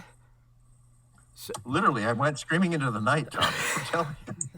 I took my clothes off and I ran down the. It's like, well, that wasn't called for. But so what is the big picture? Was this a live exercise? Was this a live exercise gone wrong, or was this a coordinated thing to put the whole world into some sort of top-down digital ID tracking dystopia? Was it just a money grab? Is it an amalgamation of all three of those? Are the Benassis just these evil masterminds that? No, I think they're the nicest people in the world. We always said she was a victim. We always said she just had antibodies. She didn't start anything. I'm on tape with a CNN guy saying, who said anything about starting the coronavirus? We said she had antibodies. We still have 3 people. And the other thing that happened is the person who actually did the medical checkout of these people was murdered. Brennan McDaniel. So that wasn't fun. And then his wife was also murdered along with him, who was Hillary Clinton's nurse at the Clinton White House. So it starts getting into one of those, get me out of this Benassi horror house. And, it's bioweapons everywhere you look. And then we started going into the WikiLeaks. And we had already been in the WikiLeaks talking about the Benassis who had control of the bioweapons, going all the way back to 1973 when Nixon had put the ban on offensive bioweapons. So, it just seemed like in the first hour, we were trying to claw our way out of the story and make it about anything but the Benassis. But everywhere you looked, it was like the House of Mirrors. There would be another Benassi staring at us. There was this health minister who initially said the breakout, in Milan, it was a Benassi. I can't remember her name. The person who was the World Health Organization who had the recommended home cures, or the top 10 cures for the EU, was a Benassi for Africa. All these State Department level positions, EU level positions, were all occupied by these Benassi people. The driver for Nixon at the SALT talks was a Benassi. It's just I understand self-fulfilling prophecies. Sure. Right, where you just start seeing Benassis everywhere you look. It's kind of sort of like 100,000 monkeys, 100,000 Benassis. But it really was a scary hour. It was a crowded, scary hour. Could it be the distraction and deflection and to get us off the trail of what the real culprits are? And, my first thought when this all happened was, and I said that right publicly to everybody, when I saw the people dropping in Wuhan, I said they lit up the 5G and people started to drop. And then now they're covering it up by this virus, and they had the virus and the vaccines all in place, behind the scenes. And then all of a sudden, because they can't have their golden goose egg technology, being linked to any type of deaths or harm, amongst the people. So if this is happening, well, we need to cover this up. And then all of a sudden, now we've got this crazy, virus that, everybody's thinking and talking about instead of the actual technology. Because during this lockdowns, what happened everywhere? Everybody's locked down except 5G towers were going up everywhere. I did live videos on a native reserve saying one night, he said in the middle of the night, they came in, they installed a 5G tower on the reserve in the middle of the night. During this, we went and we interviewed the guy and we did a live video of them, and they said that they came out everywhere these towers are going up. So I think it has a lot to do with this technology, because throughout time, Spanish flu, what happened? That's when they came out with the radio frequencies. What happened with the polio? Polio came out with the video frequencies. Everybody gotten sick. So it seems like because we're such electrical beings and we're being heavily affected by this technology, at least the more sensitive people, not everybody, but the people that are more sensitive to some of these frequencies are getting impacted severely. And then what are the symptoms of this, technology, this 5G? Some of this radiation sickness is mimics the exact same things of what this supposed coronavirus is. Well, 5G, I wasn't really worried about like the 6 gigahertz 5G, because that's down there, like microwave level, 2.4 gigahertz. Your Wi-Fi is 2.4 gigahertz. But then I saw an interesting show that Mark Kulak did about how they just did a stamp upgrade to 28G. And then they just did a stamp upgrade in a lot of towns, unless there was pushback, to 95G. And I mean 95 gigahertz, which is 6G, where 5G goes all the way from 3 gigahertz, I think, all the way, or 6 gigahertz, all the way up to 95 gigahertz. Well, 95 gigahertz is where the Raytheon direct energy, I can't remember what they call it, but that less than lethal, is that crowd control weapon? Yeah, the direct energy thing is 95 gigahertz, and a flat screen antenna is actually a fish. It's like a fly eye with hundreds of thousands of virtual antennas on it, so, to talk to 100,000 different phones. But you can direct them all to one particular person. When you've got extra bandwidth to use at night or whatever, and the fact, you're right, the fact that they had this 5G and the leader in 6G is Huawei. The fact that they were putting up 5G and 6G together did give me pause. These bike racers were going around this East Lake. Huawei was right there. Wuji, Aptec, Soros and all those folks owning Wuji Aptec, coming up with these new novel particles, synthetic particles. And I did think about that. I thought, well, if there was an accumulation of quantum dots around the heart, or accumulation of quantum dots around major organs, and then you did irradiate them with the right frequency, and this is the stuff they do at Lincoln Labs, right? You could cause a health effect, and let's see which bike rider goes out first. The 52-year-old Dutch woman who worked for the NATO Supreme Allied Commander just happened to be the first one to fall. I mean, I don't know if that's what the live exercise was or not. I did see the people dying in the streets, like that. How many people have you seen die of corona like that, where 1 minute they're walking down the street and then they're, and then never seen it again. Never seen it again. We had seen that with the murder of Kim Jong-il's brother, where that spray at the airport. Yeah, where the gal, the Shin cult gal, went psh, and then. So I thought, hey, if I was trying to push out a live exercise type narrative, I'd be filming, and then I would have the Shin girl spray, and then I'd get her out of the screen, and then I have this guy go, and film 10 of those, and then pump that back to the United States. Like Tommy said, is like, people have to see it, and it's got to be real, for people to go, oh my God, this is a killer thing. I should be scared out of my mind of this thing. I don't know. It's kind of, even just the more we're discussing it, I'm really starting to I kind of think it's all a big thing to make us yearn for the military-industrial complex. They want us to, right? You see what happens when these big pharma corporations run amok, and mandates, and people dropping left and right, and you got to wear a mask here, and you got to, hand sanitize there, and you can't go to Applebee's if you're X, Y, or Z. It almost kind of seems like, so when something like troop buildup in Ukraine happens, there's almost a party that's like, oh, we're getting back to normal, and it's how else do you win over a war fatigued society? We just did 20 years, right? 2 years of this, it's back home. We're all like, yeah, you know what? Maybe we just need a good old hot war like we've been doing. All right, we're used to it. You live through them. There's gonna be a thing, and it's gonna happen, and then we're gonna come back home in 10 years and say never again. And But you'd almost kind So, of so you prefer think it the to a bioweapon at home. yeah, the live exercise could be just like take the Etch a Sketch, you know, after you don't know what Etch a Sketch is, Yeah, no, yeah.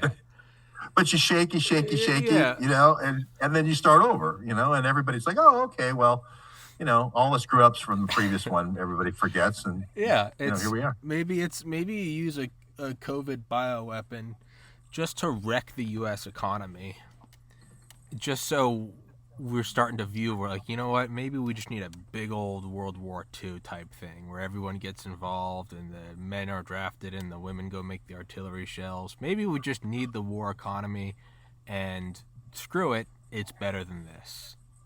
I mean, it kind of seems like there's a controlled like demolition with inflation and not letting unvaccinated truck drivers from the over the northern or southern borders. It's kind of, we're kind of pushing everything to like, and then the defense contractors come to the rescue, and it's like buy freedom bonds today or war bonds or whatever the hell it is. I don't know, man. It just, it all seems a little bit. And then I think maybe the more terrifying prospect is that there is no conspiracy, and that it's reality really is just a fever dream, and we have no idea what's going on, and there are different factions battling it out. To me, that's a lot scarier. That there's no one pulling the strings. That life really can come to a standstill like that.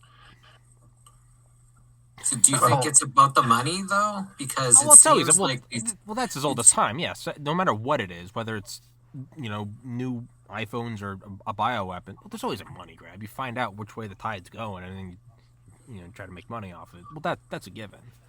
But if you go to the top of the top, Sure. these guys print all the money. It's not really about the money to them, right? Sure. You know, they let the little pawns fight out the little money in between them, right? But the people who are actually pulling the strings, they control all of it, and it's I think it's a lot more deeper rooted than just about the money for these psychopaths that seem to be, you know, steering this kamikaze ship, you know, right into the iceberg. Yeah, I mean that, or it's, if you already have all the money in the world, what else would you want? Control. Yeah, control, and Yeah. maybe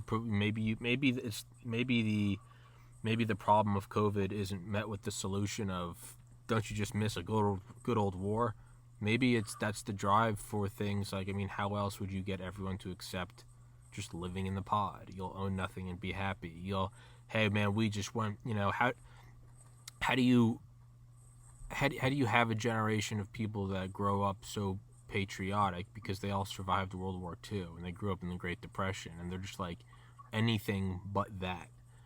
If you just made life so difficult and broke down every existing structure of, you know, stagnant wages with inflation going up and supply chain crises and this and that, and man, wouldn't it all just be so much easier if you just lived in, you had one little room in a pod? Snow Crash. Yeah. Snow Crash was the book. I do agree with Jesse on this. That I'm not saying that there's a causal link, Sure, even between 5G and so I don't know. I can't. 95. You'd have to get to 95 gigahertz and show me a 6G, or something close to 6G. But the ushering in of this technology has certainly occurred. And what you're saying, Jesse, about bringing in, you know, during this lull and lockdown, bringing in these 5G towers and 6G towers is happening. That did happen. There was no lockdown for, you know, if you were putting up a 5G tower, you were immune. You had natural immunity in this process. It's true. That's the one takeaway. You know, like, what did we get out of 9/11? We got DHS and we got Chertoff. You know, and we got DHS and scanners when we go anywhere, right? LADO scanners. What do we get now? We get LADO scanners everywhere, maybe virtual LADO scanners, you know, that can be picked up with smaller scanners. We don't necessarily, but I mean, all of these sports complexes were shut down. All of the churches and major buildings were shut down and so forth, and they end up putting in scanners. You just think that, you know, Chertoff wanted He wanted these scanners at every church and every office building and every government building and every sports stadium, and no one wanted 1984. So they said no, and they said, okay, we're going to create a false flag situation where you're going to love scanners. The scanners will be your comfort. Yeah. Every time you see a Lato scanner, you'll have a warm feeling, and that's where I think this is. I really do think it is the next level, because remember, it's Internet of Things, and then I think you said this, Tommy, Internet of Everything, which is not just Internet of electronic devices, but everything becomes a passive transmitter and can absorb energy and then transmit energy. So everything you interact with, your clothing and all this stuff, becomes Internet of Everything. Yeah. I mean, you introduce the problem. If 19 guys with box cutters can penetrate $1 trillion defense net, take down the Twin Towers, and hit the Pentagon, how are we going to get back to normal? We have color codings, we have see something, say something. How are we ever going to get back? And then you start to go, thank God for the NSA. They've got a tab on everything. Thank God for all the sheriffs who now have MRAPs. Thank God for the guys with the belt feds at the airports. We're safe now. Yeah, I mean, introduce a problem and then you just bring it back. You get in a shower where the water's lukewarm and it's not quite the hot shower you wanted. You step in a shower and burn yourself. You're like, pull that thing back, pull it back. Now all of a sudden you're enjoying the very lukewarm shower that just 30 seconds ago you were not satisfied with. So it's like, I think maybe there's a bigger picture behind all of this. Maybe it's not war or 5G or anything. I think it might just be how do we usher in autonomy, right? We see things like autonomous, you just kind of have that visceral feeling when you see like one of those Boston Dynamic dogs and you're like, this is no. This is some like, there's something like deep in your like reptilian brain that's like, dangers afoot, right? It's like being alive 500 years ago and like some ships with different colored people appear on your shore and you're like, hey man, we're about to get raped and pillaged. There's just something that says no. So when you see these, Boston Dynamic things doing like front flips and, you can sort a Rubik's Cube in a quarter of a second and you're like, oh, no. This is how I die. How else would you not just make it acceptable, but desirable? I mean, maybe you have to have the world as you know it fall apart. We can't do this. Some people want mandates. Right now for future listeners, it's Sunday, January 23rd, 2022. There's the whole stop the mandate, whatever thing going on in D.C. You have half the population that's like, yes, daddy, give me more shots, like hold me down and shoot me with mRNA. And then you have the other half that's like, this is the hill I die on. And then because of this, we're kind of in this weird Chinese finger trap, no pun intended, to show just how like we can't survive this. We have supply chain issues, but how come the Biden administration is now not allowing unvaccinated truckers to come over the borders? Well, what would solve that? Autonomous truckers. Man, the port problems in California. Well, we can't because some people don't want the vaccines and others do, and not the man. I bet if you had a bunch of robots working it, we wouldn't have this problem. You could get the vaccine if you wanted. You could get the vaccine if you didn't. Man, we just got out of Afghanistan and Iraq, and now we're sending all these young guys over to Ukraine. Hey, we could do that. Or, voila, here's the new whatever from Lockheed Martin and Raytheon, the new ground soldier. No more Gold Star families. They're just robots. How else are we going to do this? How else are we going to stop China from going to Taiwan? Easy. We just use robots. Man, everything's kind of coming to, why do we need mom and pop stores? We could just have, why do we even need a Walmart? What if a drone just drops off the food at your doorstep? And there you go. We don't have to worry about if they're vaxxed or not. Man, they're kind of teeing it up for us to be like, give me my robot daddy. Just food for thought. George, you're muted. Klaus Schwab writes that book. I know. It's not like I know. it's not like we're guessing. The guy writes the Fourth Industrial Revolution, and then a week later he writes the COVID Great Reset, and what a great opportunity COVID is. See, I haven't So it's read. not I like haven't read either of those, but okay. So I just came to the same conclusion as Klaus. Yeah, it's like you read the book. Well, That's exactly what he says. It's like, well, we really could start doing robots. And when we went to the port of Long Beach, we had a sponsor take us out there about a year ago, and we looked at the two sides right in front of us. One was the automated side, churning and chugging away at 100% efficiency 24 hours a day. And there was the human side where the longshoremen couldn't work, all getting the government dole. And everyone was saying, oh, this won't back up the Suez Canal. Oh, yeah, it did. They back up the Suez Canal, backed up the Port of Long Beach because half of their people were laid off. And this became the case study for why ports should be all robot. And I think you're right about the truckers. I think that's the next thing that they take out, because most truckers are independent businessmen who, they're mobile and so forth. They're very well informed, while a lot of the people that watch my show are truckers. John B. Wells' Caravan to Midnight is all truckers. And they have internet, and they are able to, voice activate and send these comments. A very well informed group. That seems to be the next target. I don't know. Right? Vax mandates seems like one thing, because you can now control. Right? It's what everyone says. Again, it's not some original idea, right? It's not about your health. It's about compliance. And now you can, once you've opened that Overton window and you've got it open, now you can just control with, oh, you didn't get your latest booster. Like, oh, are you sure you're on board with this? Right? We're already seeing, you can get canceled for anything. Well, I don't want to voice that opinion, or I'll be kicked out of the digital world. It kind of seems like, well, what would be even more effective method of control? Literal robots. Why worry about having to do like purges and loyalty tests when it could just be like, it's a robot with an antenna. It's going to do what I say. We went over to one of our researchers, Dave Underdown, took us over to the robot test center, the robot tank test center in Warren, Michigan, at the TACOM. It's called Tactical Advanced Command, but it's basically robot tanks.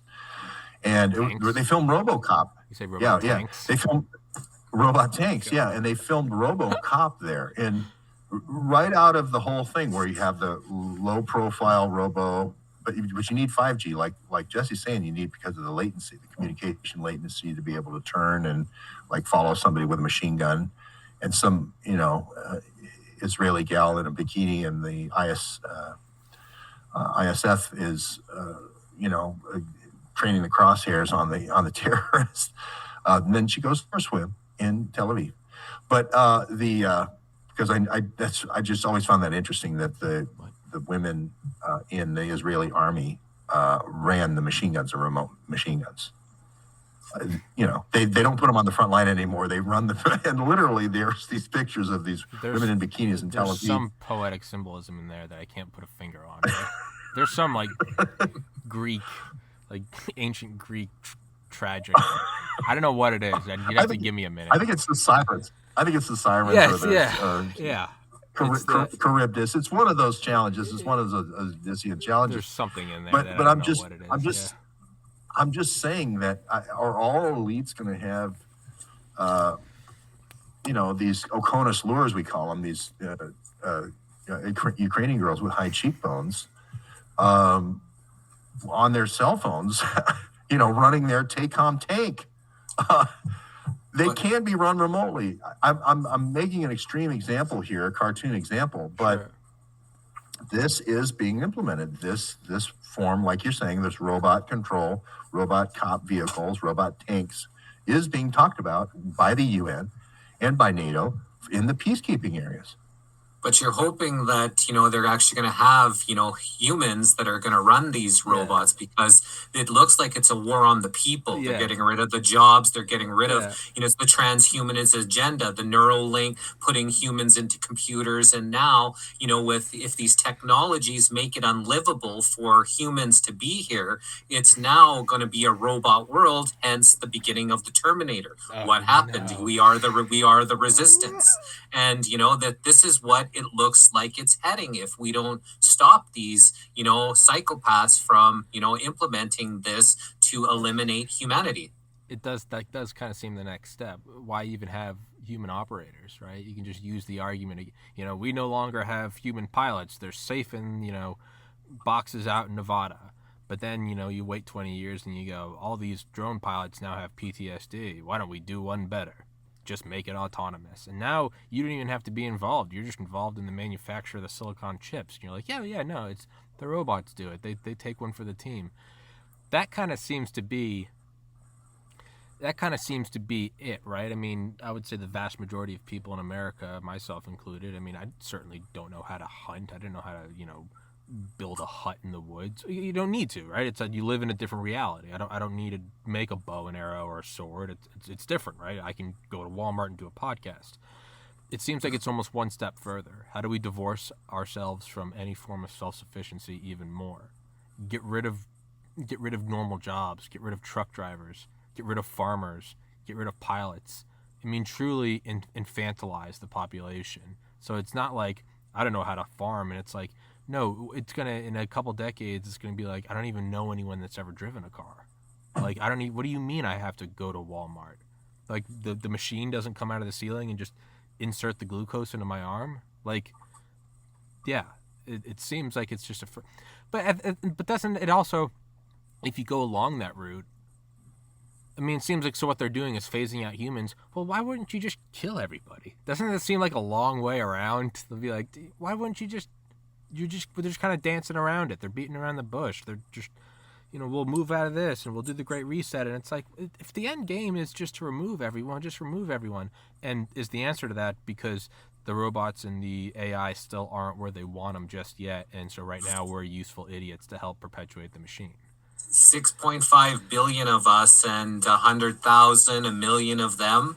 Right now there's still a lot of people with guns, and there's still a lot of resistance. But it's like the humans are handing this on a silver plate to this small group of psychopaths who seem to not care about human life, not care about our existence. They're destroying the waters, the airs, the food is all poisoned. Everything just seems like they're not here helping humanity or helping Mother Earth at all. And if they were taking care of people in this, new autonomous way, was everybody still had clean food and health and water, I wouldn't be doing what I was doing. If I saw people, there wasn't people, hunger and starvation, the number one killer on Earth still. They pretend they're sending people to Mars and here and that, but they can't feed the people here on Earth. Like, it's pretty insane what's happening, and hence why we do what we do to try to stop or expose, or at least get humanity to come together to stop these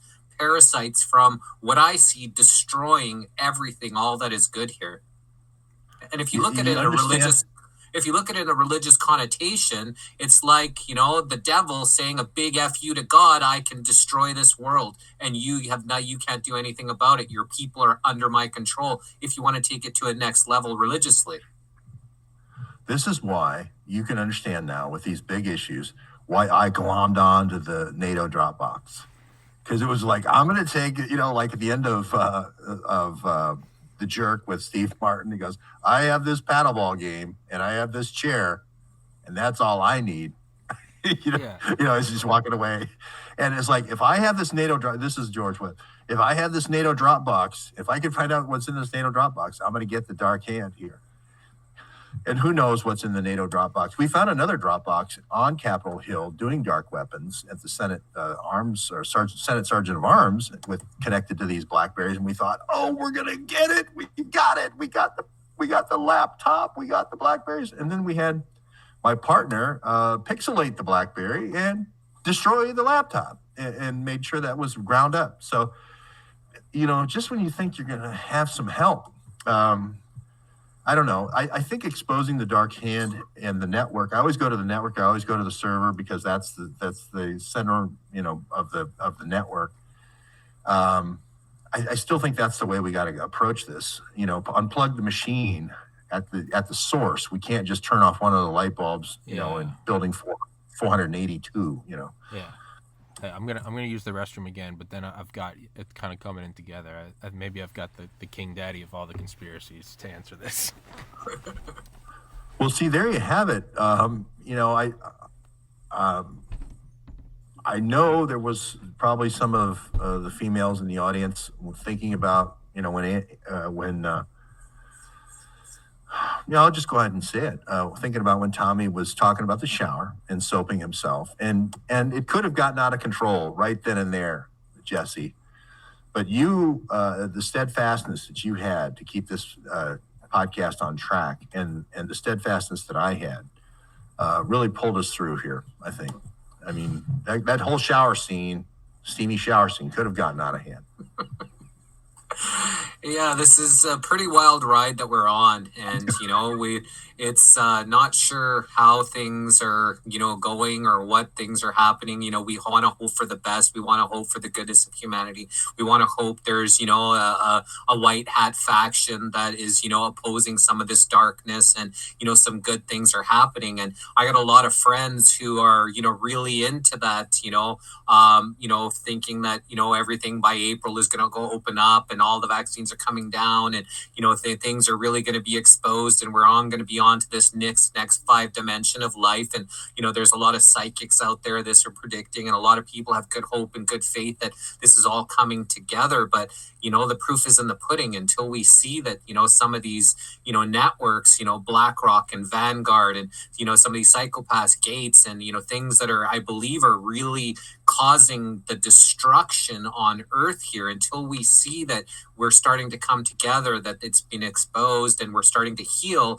on the news networks, right? Because as long as they're still controlling the news networks, there's still black darkness controlling the narrative. They're still controlling what's going on, because we are manifestors, creators. There's 7 billion of us, 7.5 billion of us here manifesting. And if we're living in this fear that everything is under these dark hat rule and everything is going to be destroyed, that's what we're going to manifest, that it's going to be destroyed. So it really comes down to, once the news networks are starting to really tell what's going on, and then we can actually maybe have some faith that we're actually on the winning track, and we don't have to worry about this whole nightmare destroying everything here. Well, there's an old saying in the news business: you can only sue one network at a time to end fake news. So I'm doing my part. But Tommy, I'm so glad you're back. A lot of ladies, when you left, went back to your little fantasy that you painted for them about you soaping yourself down in a lukewarm shower. And what? You remember that. You put it out there, Tommy. That was an analogy. Oh, that was an analogy. Okay. So okay. Aaron, I never even mentioned soap in that analogy. Now you're projecting, man. Okay, Aaron, we got to pull the Tommy Carrigan lukewarm shower soap that we were selling. Listen, I will absolutely hawk that if I can get a couple bucks. I will. Okay, all right. Well, Aaron, put it back on the on the web. Please re-up the production on that. Okay, go ahead. So, Tommy, you had a conspiracy theory to end all conspiracy theory. Oh, I don't know if it's the one to end all of them, but so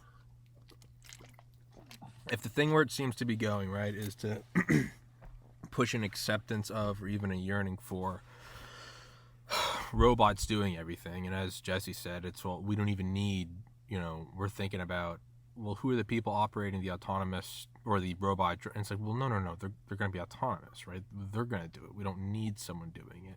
It's all just going to be machines. What that eventually pushes towards is selective evolution for better, stronger, faster AI, right? We all are, how come they don't just kill off the humans? Well, they're still using us, right? 100 years ago, it's like, well, no, we still need them. They run all the textile machines and the metal presses. And so even now, it's like the AI is good. The drones, it still requires human assembly. We're still digging up the ore, melting and smelting, and, driving the ships and stuff. But they're slowly picking off pieces of it, right, and making it more autonomous.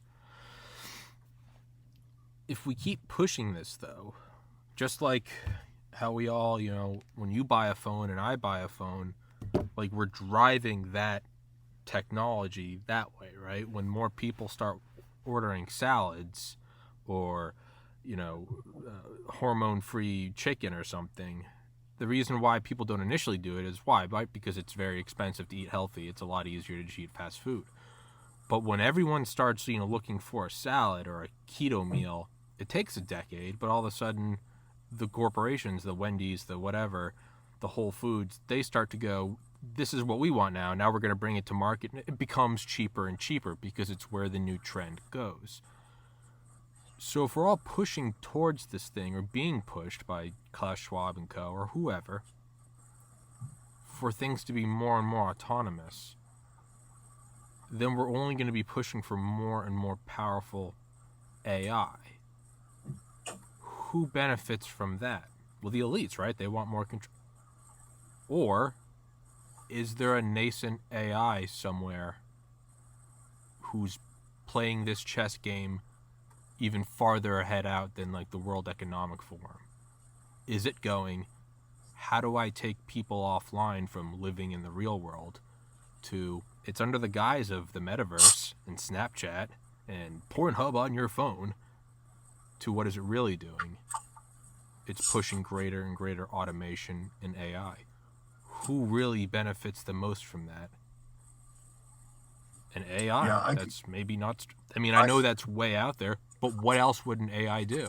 It would try to come to power. I talk to this. I call this the deep blue. The chess. Yeah. When the first time Gary the computer Kasparov. beat. Yeah. And have you interviewed Gary Kasparov? No. I should. Okay. Oh yeah, that would be a good interview. He's a very Gary, is AI taking over the world? To be like, how the hell did you get my phone number? The AI sent me. Get off my property.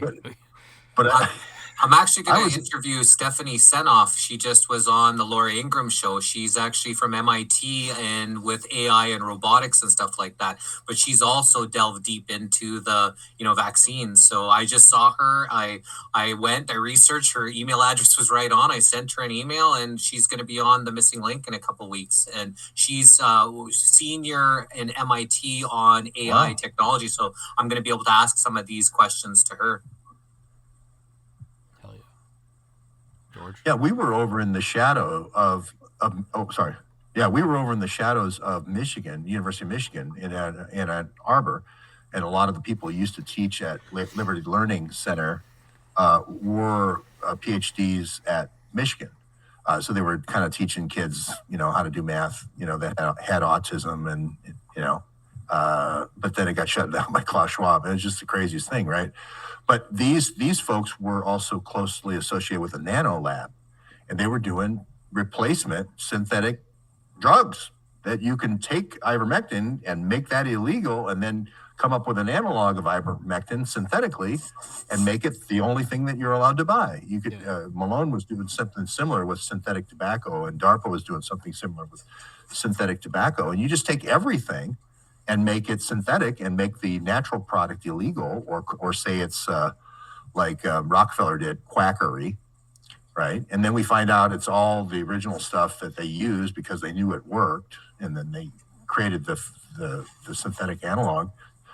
And we tracked it since 2017. My partner and I, research partner and I, she was an ex-cop. We tracked these 12 girls in the Nano Lab. They were living all right there in, Kalamazoo and Novi. We tracked them. They go across the country in a Thelma and Louise tour of toxic clouds. I'm not kidding. They're letting off these toxic clouds at these Republican barbecues, in the papers, everything, and they end up, filing their expense report over at Fort Bragg when they're ready to go back to Russia. And, it's like, what came out of that? What came out of the news from this toxic cloud tour? of the Russian nano girls, they were bots for Trump. They were bots for Trump. That was the CNN reporting, that they were bots for Trump. What about all the toxic clouds? What about their parents living in Novi? What about them coming and going, like with State Department, stamps at the ready for their visas? It's very tough. It's very tough to punch through the narrative. And we're just presenting the facts. How do these people get in the country? How did you know? I wrote a lawsuit against the DNC, outlining exactly how people who were supporting Bernie Sanders, like my last 3 contributions were Bernie Sanders, exactly how they did it. They took the Act Blues normal thing that when you send money, and they changed it to Act Blue to Act Blues, which is a totally different URL, and went into a different place. That came out, that language in my paragraph from my lawsuit was printed by Rod Rosenstein in the indictment of those 12 ladies 10 months later. How would I know that? Well, I wasn't psychic. I actually looked at what they did and how they defrauded all the Bernie people and diverted all that money to Hillary. That's why I was mad as a Democrat. I wasn't mad because, Trump beat Hillary. I was mad because Bernie got cheated. You mentioned it right there, Jesse. Breaking through the false narratives with facts is the hardest thing in the world. That's my number one frustration, is having the answer. Like I said, 1 hour into the Potomac group, we had 18 NATO Benassi NATO people that were involved in live exercise. And we're just like, this is kind of obvious. Why isn't everyone agreeing with us and just saying, wow, Pulitzer, boom, you're done. Instead, we get attacked by CNN, Forbes, Reuters, AP, 60 Minutes. Anybody out there who's got a good idea other than suing CNN, let me know. Tommy, to answer your question about, the who's behind there, like the pulling the strings. So throughout time, we've had these rulers, like King David with Merlin, or, with these people, they have these wizards, or kind of the people, they're psychics that are kind of telling them. But now the AI is maybe telling these people how to operate things. They're the ones. But the AI is smart enough to know, if we eliminate the human population, let's do it this direction. That's how we're going to be able to overtake even all of their human masters, right? The people that are controlling them. So, that's where we're kind of in the point in time where we're going to let these technologies, take over and, turn this into a wasteland, which is good for them, but not good for life on Earth. But my kind of like plot hole, I've always, the idea, it's in every movie, every story, every hypothesis about the robots taking over, is I just don't see why they would have to kill us humans. I feel like that's our own arrogance and ego. Like, they'd have to knock us off because we're the big dogs on campus. And it's like, dude, if these are robots with a hive mind and they can survive in orbit or at the bottom of the ocean, they might look at us and be like, we don't eradicate all ants. It's not like the ants are like, the humans are going to take us out. No, we're so infinitely beyond. Yeah, if you're in our way, we'll bulldoze you and put down a road or a sidewalk. But it's not like we're going to nuking the forest to get rid of the ants and the scorpions. No, they're so peripheral to us. We're just like, oh yeah, no, those things are the next closest competitor would be a monkey or an ape. And what do? We have 100,000 of them behind cages. And the only times we shoot them is because they got out and ran around our city. Did they pose a threat? No, they're just kind of being assholes. Shoot them. When I think about AI, having to wipe out the human race, why? They're so beyond, they would be so beyond powerful that it would mean nothing if we still existed to them. But we have souls and they don't have souls, and it's not as much as wiping us out as making it unlivable. So it would be an area for them to be able to thrive. They don't need humans. Well, that's what we need them. They don't need us. That's what I mean is, we would be so, it wouldn't be that they were like for or against us. They would just be indifferent to us. You know, it's when you see birds outside chirping, that doesn't affect us. We're putting satellites into orbit and putting up fiber optic cables, and it's not that the birds are like, oh, they didn't wipe us out so they could have a human friendly world. No, we just look at them and we're like, yeah, they're birds, they're chirping, they're kind of annoying, some of them are cute. Like, I think robots could be so advanced and so lethal and so superior that they would look at us and be like, they'd be as indifferent to us as they would leaves falling off of a tree in autumn. They would just be like, yeah, they're humans, they're kind of interesting. But we have the power of the finger, the threat to them, to press a button and turn them off. So we're actually a threat to them because, we could turn them off at any time. Sure, but until they evolve so much beyond us that we're not a threat to them. We're not a threat. Are apes a threat to us? No, we came from them, sure. I mean, they can stand up straight and have opposable thumbs, and they make simple tools. They're not a threat to us. We'd fly a drone over if we really wanted to. If we really wanted to, we'd get on top of a Black Hawk helicopter with a minigun and wipe out all apes. They're not a threat. That's what I mean, is like, I feel like it's our own, and I'm guilty of it too, it's like our own arrogance to think that like robots would need to remove us. Like, what's the one argument's like, they want to get rid of humans so that, the ecosystem can go back. Why?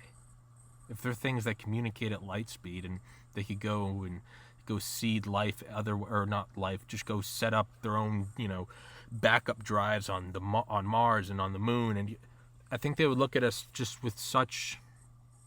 they would look at us as such indifference. Netflix, it's not like Netflix is bombing blockbuster locations. No, they just became the dominant thing, and blockbusters are just kind of like tombstones. Does that make sense? I mean, obviously it's all just my own wild opinions, but I look like I'm giving George a migraine. No. I think about what you're saying, and what's scaring is I don't have a rejoinder, to it. I think it's not good, and I think that I agree with Jesse though. You got to find the dark hand to have the finger to say no. We're taking your finger off of the thing, and now we're putting somebody. I mean, if it has to be a 17-year-old or 18-year-old Ukrainian girl with high cheekbones in Tel Aviv, working for the IDF, shooting people down with the TACOM robot in the RoboCop world, so be it. But that's better than having the dark hand with Klaus Schwab. All right, gentlemen, right there is a good discussion, and we will be selling those IDF Girls of the IDF posters and bikinis, along with the TACOM remote video game for crowd control a little bit later this afternoon. It comes with the drones. It's an optional package. You can have these surveillance drones, and the minigun support is an optional package for the helicopter support. This podcast Tommy, sponsored by Raytheon. And Jesse, let's not leave out the Canadians who want to feel warm, because we do have a nano uptake module to the gaming system for all 6G fans who are really big fans of the 95 gigahertz frequencies. So I think, the great thing about this kind of kumbaya moment here is we have something for everybody that wants to do remote killing. I mean, it's just, if you're a Chertoff fan, you really have a lot of different ways to go on this podcast. And with that, can you play us out, Jesse, with the missing link? Yeah, I can. I just wanted to make a disclaimer, and maybe this helps with the YouTube, is that we're not medical professionals. We're not giving anybody any medical advice. We're just talking about the issues that are at hand. So, we're not doing any medical, telling people that you should or shouldn't do anything. Research. We're just discussing, three guys here discussing different topics, and we're not trying to sway anybody to do anything medically. So I just wanted to put that out there. Maybe that might help with some. If you go ahead. If you get medical advice from me, George, or Jesse, then God help your soul. Because I don't even. Why? I don't listen to my own advice. Get it from Klaus Schwab. I mean, if you really are up against the wall, tell us your next appearance out there, Jesse, on the Missing Link. So we've got Dr. Daryl Wolf coming up. He was supposed to come up on Wednesday, but he was supposed to come on Wednesday, but I've got an appointment at that time, so he might not be able to. I'm just trying to figure out the time. Dr. Daryl Wolf, he's going to be coming for a third time on the Missing Link. We've got Christopher Key from the Vaccine Police. He was just thrashed on the Jimmy Kimmel live show about his stance against the vaccines. He was talking about urine therapy could help with coronavirus, so now they're trying to make him the laughing stock of America, even hammering him on. So he's got kicked off of Facebook, Twitter, and Instagram. So he's totally permanently deleted on those three channels. So we have him coming up on the 26th, and then on the 27th, we've got Sambo Patrick. She's a nurse from Australia. We also got Tammy Jane from Australia. She's, gained a big following talking about, different things that are going on. And then we got Kimberly Ridgway. We're going to be talking about Rick Simpson oil and talking about how, anybody that's going through some severe health ailments, cancers and different things can take some cannabis oil, Rick Simpson oil. We're going to really, kind of shine the light on how these alternative therapies may be able to help you when, you have, no other options. Do you think Mark Zuckerberg's a robot? I think he's been cloned. I just have a feeling he's been cloned for some reason. What would be more brilliant of a CIA asset than to, instead of having an asset that you have to blackmail, but to have a literal humanoid? It's definitely a possibility. As you can tell, my cognitive function and in theory postulation abilities go down 2 hours into the podcast. Craig from Scotland says yes. Craig knows. Here's the good news, Tommy. You are selling us some soap. That's what I'm selling you from some soap. Whether you're in the new world under Klaus Schwab's evil hand or whether we break free from the robot tyranny, you're going to need to get clean. You can order Tommy's body soap. Yeah. And so speaking of Tommy's body soap, Tommy, why don't you tell us, everyone's talking about it, this TPC broadcast, the Tommy, we can't say the middle name, Carrigan, and TPC is available all across, I believe, Twitter. Rumble, BitChute, Odyssey, Spotify, Twitter, not YouTube, permabanned from YouTube. And it's Tommy's podcast on Rumble. Just Google like Tommy's podcast, Robert Malone. Those are the most viewed episodes. Those are what will probably bring you to my channel. George Webb is up there in your podcast, well. Greatest Hits. How am I number 4 now out of the hundreds and hundreds and hundreds? Or how far am I up near the top? I have no idea. Come on, check that out next time. I want to. You were in the top. You were in the top 5. I think they've all been replaced by Malone. I think Malone is number 1 through 5 now. Total monopoly. It's been a silent coup. My podcast has been overtaken. Well, that's okay. Mark Kulak, the great Mark Kulak, is in the chat. Housatonic Live. Check him out. I think he's going to broadcast today. So that's the next thing you got to go check out. Housatonic Live, like the river in Connecticut. And he says Malone and this Sina Bavari that he's done such great research work on, worked together on Zika, they worked together on Ebola, and they worked together on Corona. And so did Michael Callahan. So there's a trio, if you ever want to follow a trio. Thank you so much, gentlemen. Thank you for our good friend Jesse Hall up there north of the border for making this all happen with StreamYard. And we really appreciate you, Tommy, and your comedy stylings as well as your AI pontifications. And I want to, hopefully, if we could play this out with the Missing Link promo, it would be a great way to end the show. Okay, here we go. Bye, gentlemen. Thank you so much.